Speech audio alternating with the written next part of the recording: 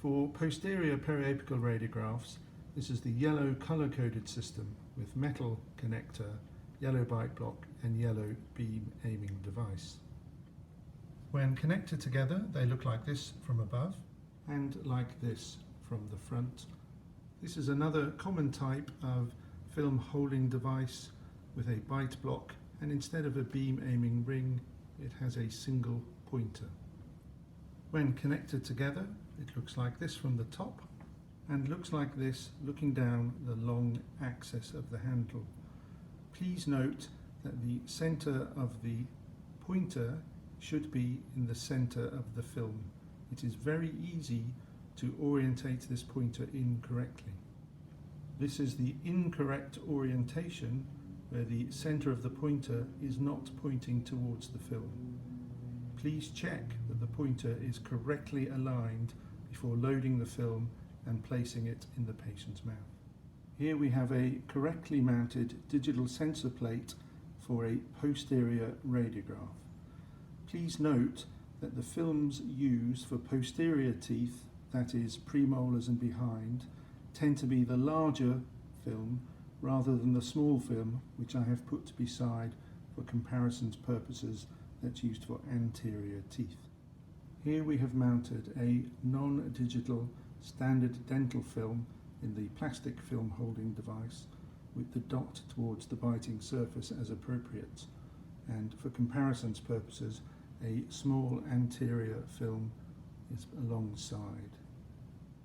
Because of the setup of the beam aiming device for posterior teeth, once the device is put together, it will fit in one corner of the mouth in the top jaw and in the opposite corner of the mouth in the bottom jaw. This is because of the bend in the metal prong which prevents that area butting against the cheek.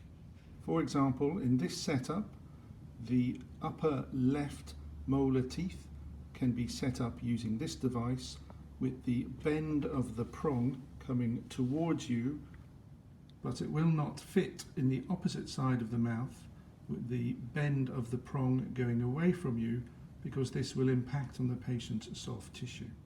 It will, however, fit in the opposite lower jaw because the prong bend comes towards you and away from the soft tissues. This device is currently set up in the correct position for an upper left premolar or molar radiograph. In order to take molar or premolar radiographs on the other side of the maxilla, we are going to have to completely dismantle the device, changing the metal prong to the other side of the bite block and reconnecting the beam aiming device, ensuring that when you look down the ring, you're seeing the middle of the film holder. And if we lie that beside our patient, you will now see it's configured for the upper right side with the prong pointing towards you as a pointer.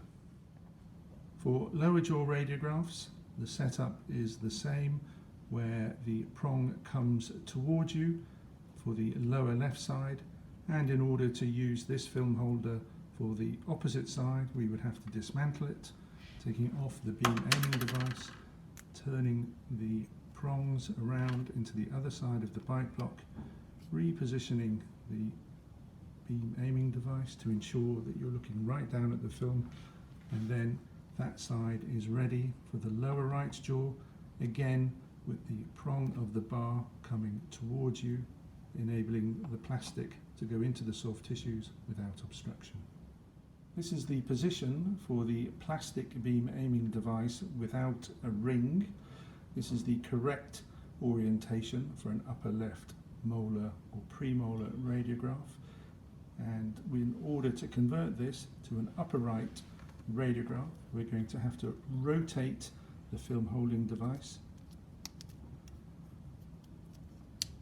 and reorientate the beam pointer, and then you will see, as with the ring holding device, that the arm of the prong is pointing towards you. This is the correct position for a lower left molar or premolar radiograph, showing the prong of the plastic beam aiming device coming towards you.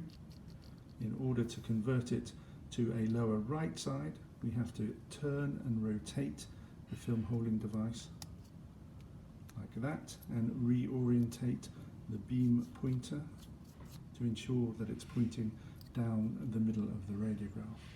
When in position, the arm of the prong will be coming towards you, and that will allow you to get the device into the soft tissues by the cheek. We are now going to focus on introducing the film and the holder into the patient's mouth to set up the X-ray.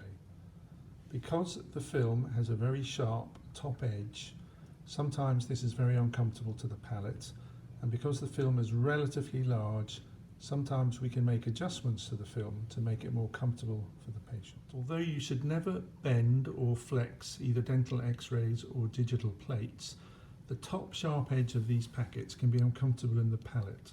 So if you take a thumb and just slightly flex the top of the film and run your finger over the sharp edge, you can flex that inwards a little bit so it's not so uncomfortable on the patient's palate.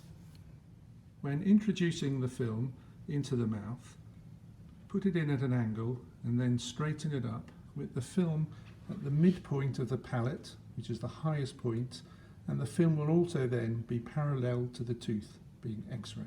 A common mistake is to have the film and the tooth too close to each other, and that way the film and the film holder presses too hard into the soft tissues of the palatal vault and is very uncomfortable for the patient and doesn't produce a nice parallel radiograph. Also, in this position, the patient will struggle to bite on the bite block. So we will just show you the ideal position for the film holder for a palatal X-ray, nice and central. For lower arch radiographs, if you position the film in the middle of the arch, as in the palate, the patient will struggle with their tongue. So position the film in the little groove between the tongue and the teeth, and that way it'll be more comfortable for the patient. Ask them to slowly close on the bite block so that they don't hurt themselves if the film is compressed into the floor of the mouth, and remember the little tip to flick over the sharp edge of the film to make it more comfortable. This is the position for a lower left molar tooth. This is the position for a lower right molar tooth using the beam aiming ring. This is the position for an upper left molar radiograph.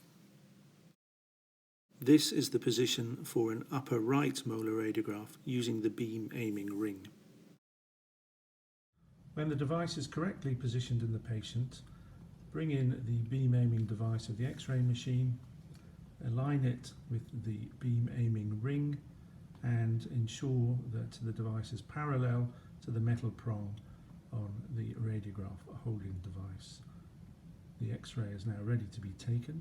If you're using a non-ring device, when it's positioned in the patient and you're ready to take the radiograph, bring in the collimator of the X-ray machine, making sure that it's parallel to the yellow prong of the beam aiming device, and ensure that the point of the beam aiming pointer is in the center of the collimated beam as shown here.